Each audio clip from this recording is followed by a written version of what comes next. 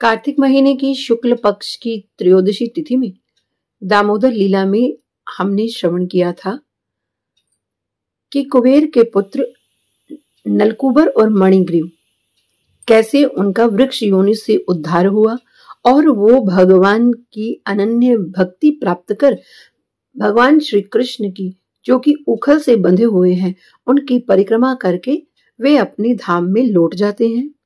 तो यहाँ ये दामोदर लीला संपूर्ण हो चुकी थी। तो आइए आज की कथा में प्रवेश करने से पहले 2 मिनट हरि नाम संकीर्तन मिलजुल कर आनंद के साथ करते हैं।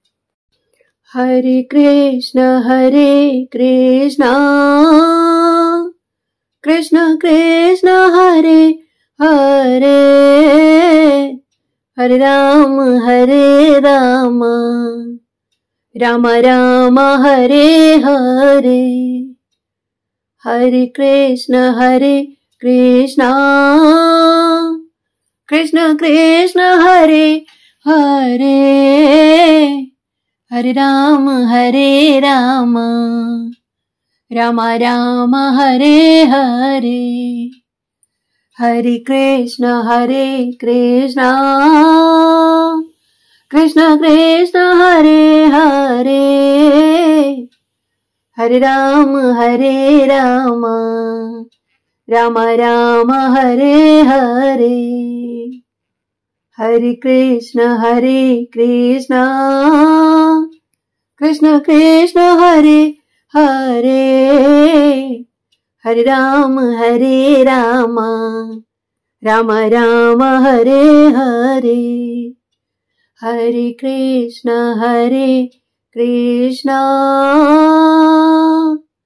कृष्ण कृष्ण हरे हरे, हरे राम राम राम हरे हरे। बोलिए भक्तवत्सल भगवान की जय। आइए भाव सहित आज की कथा में प्रवेश करते हैं। तो आज की कथा में दामोदर लीला में हम श्रवण करेंगे दामोदर अष्टकम स्तोत्र, जिसकी महिमा बताते हुए हमारे संतजन कहते हैं कि जिस प्रकार भगवान अनंत और अनादि हैं, ऐसे ही ये स्तोत्र भी अनंत और अनादि हैं। जब से भगवान है तब से ये दामोदर अष्टकम है, ये नित्य है। इस स्तोत्र की महिमा बताते हुए सनातन गोस्वामी जी कहते हैं कि कार्तिक महीने में यदि कोई दामोदर अष्टकम गाता है और दीपदान करता है, वो भगवान का प्रिय बन जाता है। तो यह दामोदर अष्टकम पद्म पुराण में, जिसे सत्यव्रत मुनि जी ने नारद जी और शौनक जी के हुए संवाद में कहा था। तो सत्यव्रत मुनि जी ने इसे लिखा नहीं है, इस स्तोत्र को प्रकट किया है। तो आइए हम सभी श्रवण करते हैं कि श्री सत्यव्रत मुनि जी इस स्तोत्र में क्या कह रहे हैं। पहले हम स्तोत्र का पाठ करेंगे, उसके बाद हर श्लोक का अर्थ समझेंगे। नमामीश्वरं सच्चिदानंद रूपं लसत्कुंडलं गोकुले भ्राजमानं, यशोदाभियोलोकलादावमानं परामृष्टमक्तं ततो धृत्य गोप्या, रुदन्तं मुहुर्नेत्र युग्मं मृजन्तं कराम्भोजयुग्मेन सातङ्कनेत्रम्, मुहुश्वासकम्प द्विरेखाङ्ककण्ठ स्थितग्रेव दामोदरं भक्तिबद्धम्, इति दृक्स्वलीलाभिरानन्दकुण्डे स्वघोषं निमज्जन्तमाख्यापयन्तम्, तदीयेषितगेषु भक्तैर्जितत्वं पुनः प्रेमतस्तं शतावृत्ति वन्दे, वरं देवमोक्षं न मोक्षावधिं वा न चान्यं वृणीहं वरीशादुपीह, इदन्ते वपुरिनाथ गोपाल बालं सदा मे मनस्या विरास्तां किमन्य। इदं ते मुखाम्भोजमत्यन्तनील व्रतं कुन्तलस्निग्धरक्तैश्च गोप्य मोहश्चुम्बितं बिम्बरक्ताधरं मे मनस्या विरास्तामलं लक्ष्यलाभे। नमो देव दामोदरानन्त विष्णु प्रसीद प्रभो दुःखजालाब्धिमग्नम् कृपादृष्टिवृष्ट्यातिदीनं बतानु ग्रहाणेश मामज्ञ मेध्यक्षिदृश्य। कुबेरात्मजो बद्ध मूर्त्यैव यद्वत् त्वया मोचितो भक्तिभाजो कृतो च तथा प्रेम भक्तिं स्वकाम्ये प्रयच्छ न मोक्षे ग्रहो मे सीदा मोदरेह। नमस्ते स्तुदाम्ने स्फुरदीप्तिधाम्ने त्वदीयोदरायाथ विश्वसदाम्ने। नमो राधिकाय त्वदीय प्रियाय नमोऽनन्तलीलाय देवाय तोभ्यं नमोऽनन्तलीलाय देवाय तोभ्यम्। हरे कृष्ण कृष्ण कृष्ण हरे हरे, हरे राम राम राम हरे हरे। हरे कृष्ण कृष्ण कृष्ण हरे हरे, हरे राम राम राम हरे हरे। हरे कृष्ण कृष्ण कृष्ण हरे हरे, हरे राम राम राम हरे हरे। हरे कृष्ण कृष्ण कृष्ण हरे हरे, हरे राम राम राम हरे हरे। हरे राम राम राम हरे हरे। तो आइए अब इस स्तोत्र का अर्थ समझने का प्रयास करते हैं। तो सत्यव्रत मुनि जी जो ये दामोदर लीला भगवान श्री कृष्ण के द्वारा हुई उसको इस स्तोत्र के माध्यम से गाते हैं।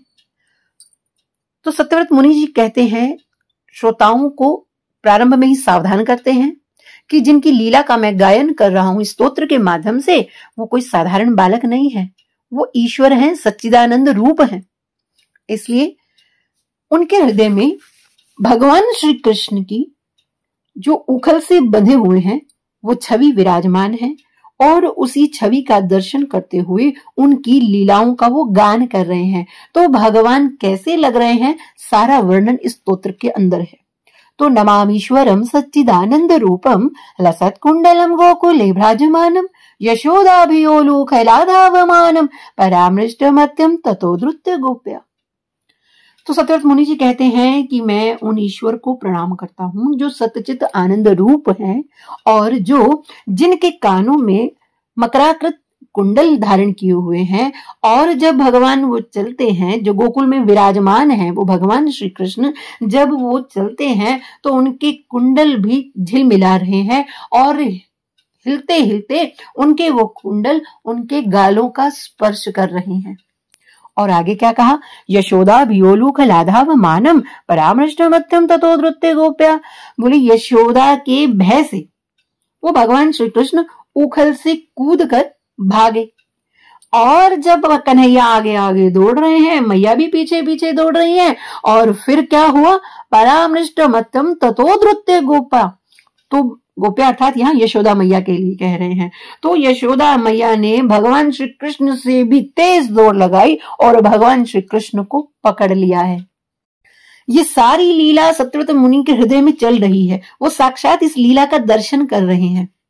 और सत्यव्रत मुनि जी कहते हैं कि उस वक्त फिर कन्हैया रो रहे हैं और मैया ने बलात् उनको पकड़कर घर में लाकर उनको रस्सी के साथ उखल के साथ बांध दिया है। और अब भगवान क्या कर रहे हैं, बोले जब उखल के साथ बंध गए तो अब भगवान रो रहे हैं।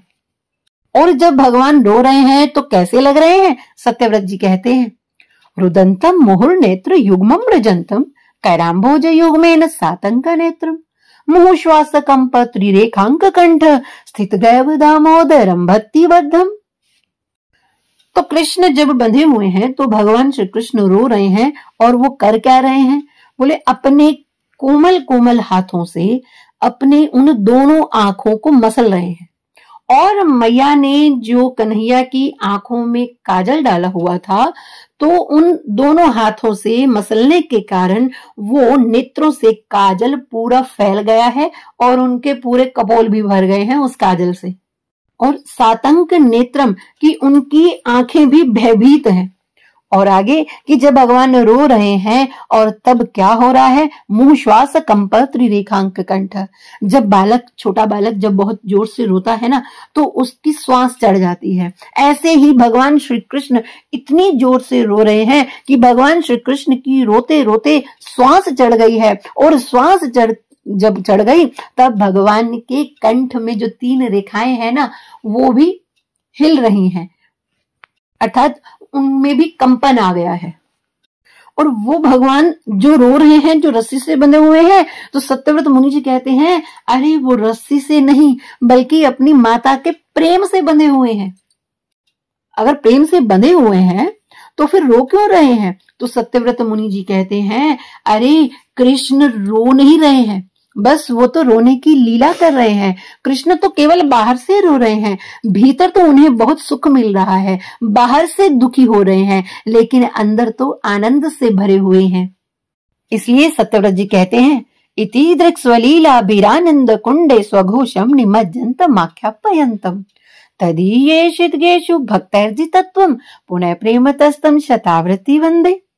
अरे जो भगवान बंधकर रोने की लीला कर रहे हैं, वो भीतर से तो अत्यंत ही आनंद में डूबे हुए हैं। भगवान इस प्रकार की लीला करके आनंद कुंड में सराबोर हो रखे हैं। मैया जब कृष्ण को डांटती है तो कन्हैया को बहुत आनंद मिलता है। इसलिए तो कृष्ण ने कहा कि संसार के लोग मेरी मां बने और मुझे बेटा बना करके मुझे डांट भी देते हैं, तो मुझे बहुत आनंद मिलता है। दुनिया के लोग तो भय से मेरी भक्ति करते हैं कि यदि मैंने इस जन्म में भगवान की भक्ति नहीं की तो मुझे नरक मिलेगा। तो जो भयभीत होकर मेरी भक्ति करते हैं वो मुझे बिल्कुल भी पसंद नहीं होते हैं। और हम जैसे लोग तो सांसारिक वस्तुएं पाने के लिए ही भगवान की भक्ति करते हैं कि हे भगवान मुझे नौकरी मिल जाए, इसलिए हम भक्ति करते हैं। कि यदि हमने पूजा नहीं की तो हमारी नौकरी नहीं लगेगी, तो हम भगवान से नौकरी मांगते हैं। तो भगवान श्री कृष्ण कहते हैं कि तुम मेरी भक्ति भय से नहीं प्रेम से करो, क्योंकि भगवान भय का नहीं प्रेम का विषय है। जब हम भगवान को भगवान कहते हैं ना, तो उनको इतना आनंद नहीं मिलता है। जब भगवान से हम कोई रिश्ता बना लेते हैं ना, कोई भी रिश्ता, तो भगवान कहते हैं कि मैं तो प्रेम का भूखा हूं, और भगवान यही चाहते हैं कि मुझसे तुम प्रेम करो, मुझसे संबंध जोड़ो। इसलिए यदि हम मान लीजिए कि 10-15 साल से भगवान की भक्ति कर रहे हैं, लेकिन कोई संबंध तो बनाया ही नहीं, तो भगवान से तो जो हमारी भक्ति है उसका कोई फल नहीं मिलने वाला। लेकिन अगर आपने अभी संबंध जोड़ लिया ना, तो उसका तुरंत फल मिल जाएगा। इसलिए भगवान से कोई ना कोई संबंध अवश्य बनाना चाहिए। ये जितनी भी भगवान लीलाएं करते हैं, अपने भक्तों से संबंध जोड़ने के लिए ही तो करते हैं। तो आज मैया ने कृष्ण को बांध लिया है, तो भगवान श्री कृष्ण रोने की लीला कर रहे हैं और भीतर वो आनंद में सराबोर हुए हैं।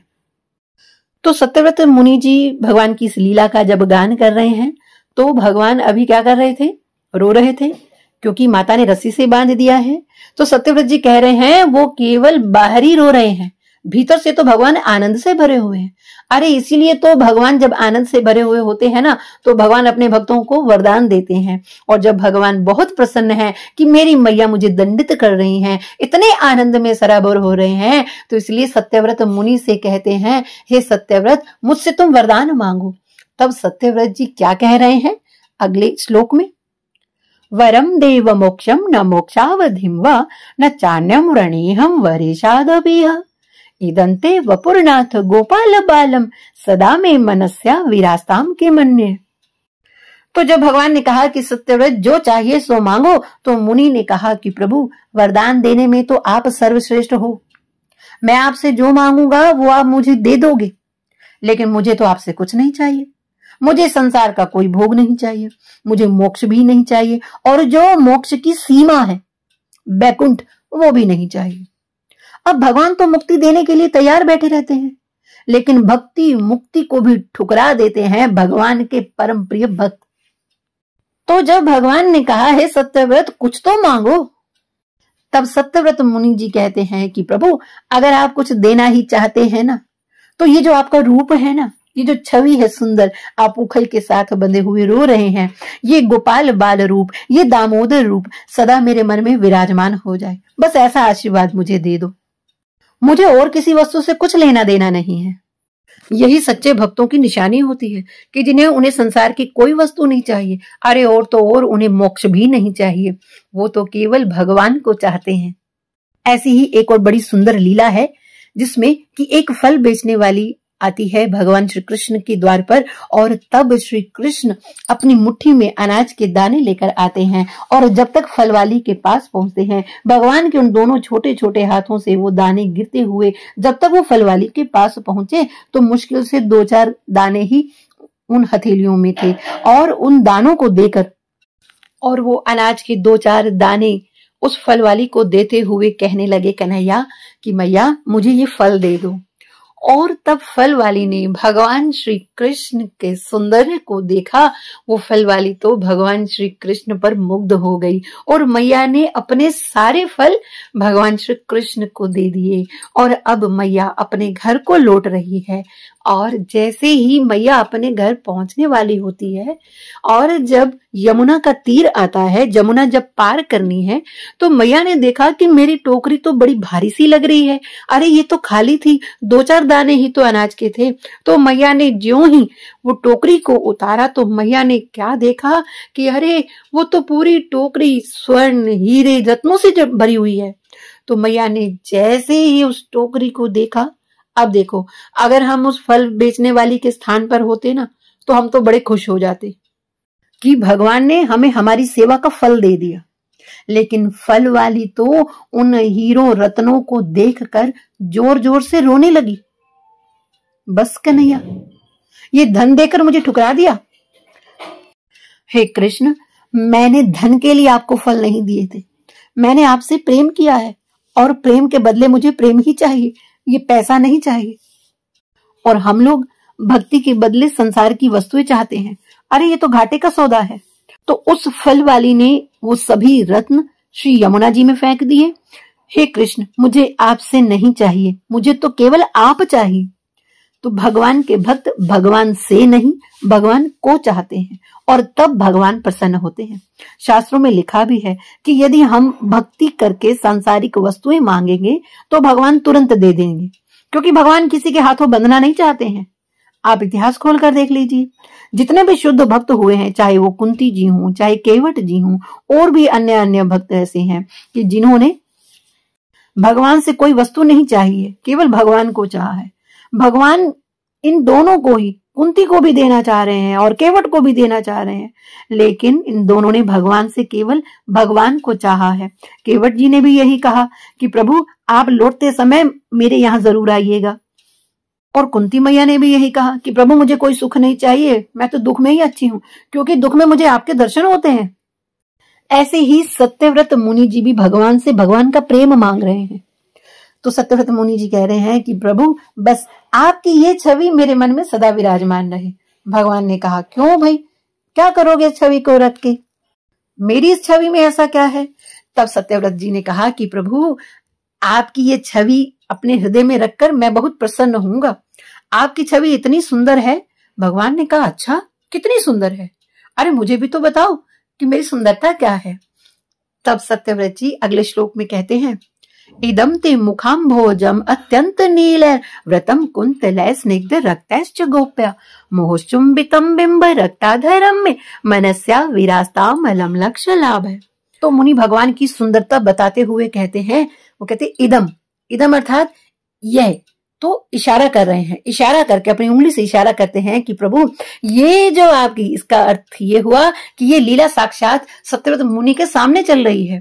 तो सत्यव्रत मुनि जी कहते हैं कि प्रभु ये जो आपकी छवि है, जो आप उखल से बंधे हुए हो और रो रहे हो, और ये लीला, तो क्या कहा, ये लीला बोले आपका जो ये छवि है अत्यंत नीलैर वर्ण कि आपका जो ये नीला शरीर है, जो आपका जो देह है बड़ी ही नीली है, और उसमें भी आपका जो सुंदर मुख कमल है, और क्या है, बोले सुंदर घुंघराले बाल, व्रतम कुंतल, अर्थात जो घुंघराले, कुंतला कहते हैं केश को, बालों को, व्रतम मतलब वो करली करली भगवान के बाल हैं, घुंघराले बाल हैं, और स्निग्ध मतलब कोमल।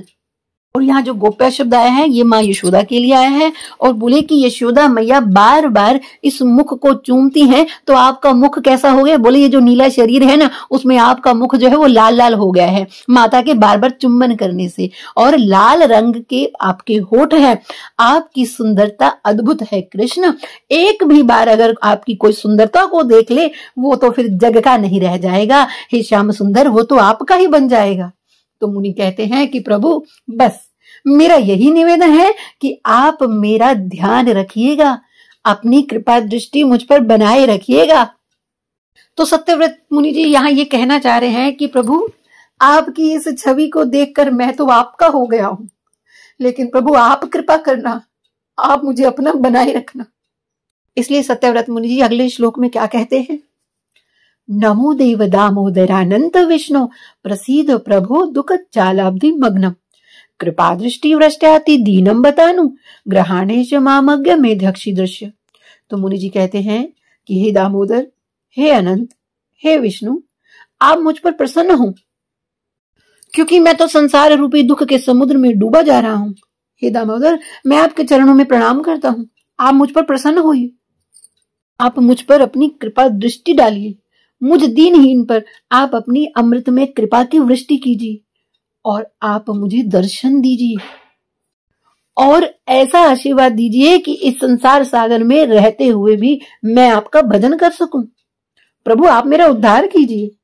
भगवान ने कहा कि मैं आपका उद्धार कैसे कर सकता हूं, अरे मैं तो स्वयं बंधा हुआ हूं। तो मुनि ने कहा, अरे आपने तो बड़े बड़े पापियों का उद्धार किया है। मानो भगवान पूछ रहे हैं कि मैंने किसका उद्धार किया। तो सत्यव्रत मुनि जी अगले श्लोक में क्या कहते हैं, कुबेरात्मजो बद्ध मूर्त्यैव यद्वत् त्वया मोचितो भक्ति भाजो कृतोच तथा प्रेम भक्तिं स्वकाम में प्रयच्छ न मोक्षे ग्रहो में अस्ति दामोदरेह। तो सत्यव्रत मुनि जी कहते हैं, हे दामोदर, दामोदर क्यों कहते हैं भगवान को, क्योंकि दाम बंधी है उदर पर। तो अपनी माता यशोदा द्वारा उखल से बंधे होने के बाद भी अरे आपने कुबेर के पुत्रों नलकूबर और मणिग्रीव को, जो कि नारद जी के श्राप के कारण वृक्ष के रूप में मूर्ति की तरह स्थित थे, उनका उद्धार कर दिया और उनको अपनी भक्ति का वरदान दे दिया। आप उसी प्रकार मुझे भी प्रेम भक्ति प्रदान कीजिए, यही मेरा एकमात्र आग्रह है। किसी और प्रकार की कोई भी मुझे मोक्ष की कोई कामना नहीं है। और अंतिम श्लोक में क्या कहते हैं, नमस्ते स्तु दाम्ने स्फुरदीप्ति धाम्ने त्वदीयोदरायाथ विश्वस्य धाम्ने नमो राधिकाय त्वदीयो प्रियाय नमो अनंत लीलाय देवाय तुभ्यम। तो सत्यव्रत मुनि जी कहते हैं कि हे दामोदर, आपके उदर से बंधी हुई इस रज्जु को प्रणाम है। अरे जिसने आपका सानिध्य प्राप्त किया है, और आपके उदर जो कि अखिल ब्रह्मांड का जो आश्रय है, जो संपूर्ण ब्रह्मांड का जो धाम है, उसको मैं प्रणाम करता हूं।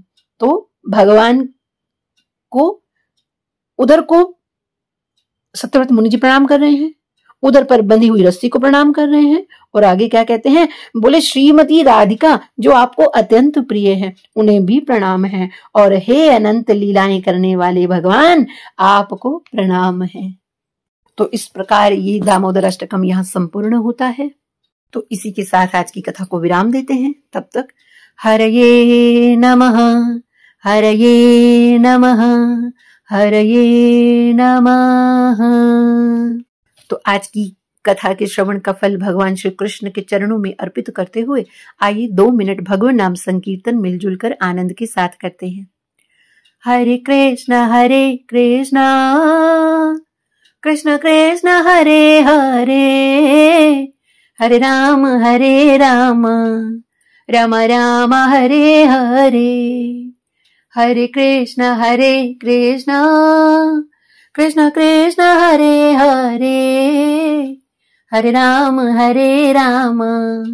राम राम हरे हरे, हरे कृष्ण कृष्ण कृष्ण हरे हरे, हरे राम राम राम हरे हरे, हरे कृष्ण